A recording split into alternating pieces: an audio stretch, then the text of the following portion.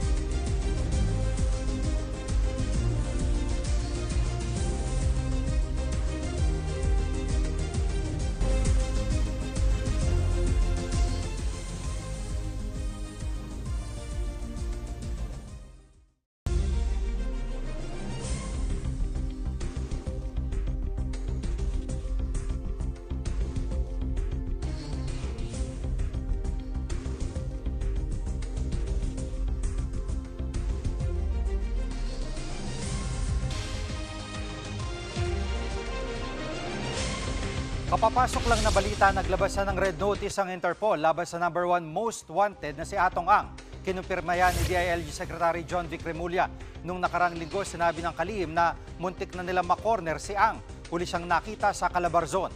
Naiulat ding namataan siya sa ilang karatig bansa ng Pilipinas. Kapag may red notice laban sa isang tao, pwede siyang ipaaresto sa ibang bansa. Si Ang tinuturong mastermind sa pagkawala at pagkamatay ng mga sabongero. 3 pirma na lang ang kulang para maisalang sa plenaryo ng Senado ang Partial Blue Ribbon Committee Report kaugnay sa flood control scam. Nangunguna sa balita live si News 5 Cent correspondent Man Los Bañas. Mayan, sino-sino ang mga senador na pumirma na?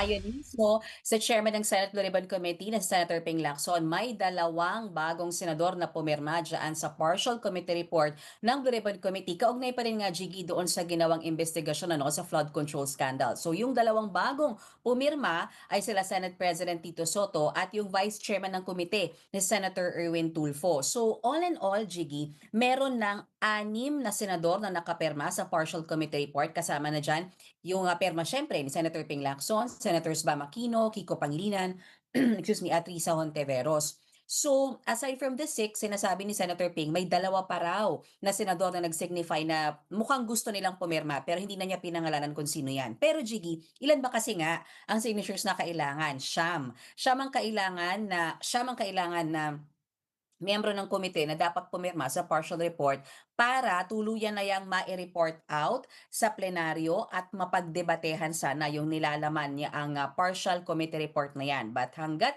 hindi naaabot yung siyam na pirma na yan, Jiggy, sinuspindi muna ni Senator Ping Lacson yung pagdinig ng Blue Ribbon Committee kaugnay sa flood control scandal dahil ang gusto niya maayos muna at mapag-usapan muna ng mga senador formally sa plenary yung partial committee report. Hopefully, pag nabuo na nga, ang siyam na signatures na yan, Jiggy. At mayan, bakit tila hirap si Senator Lacson na makumpleto yung mga pirma?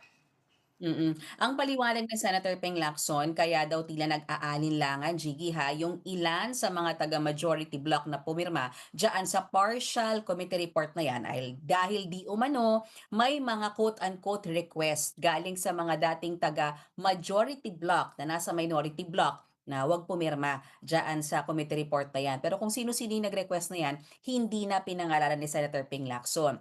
Ang mahalaga, giit niya, hindi siya namimilit na pumirma dyan sa binuo nila na partial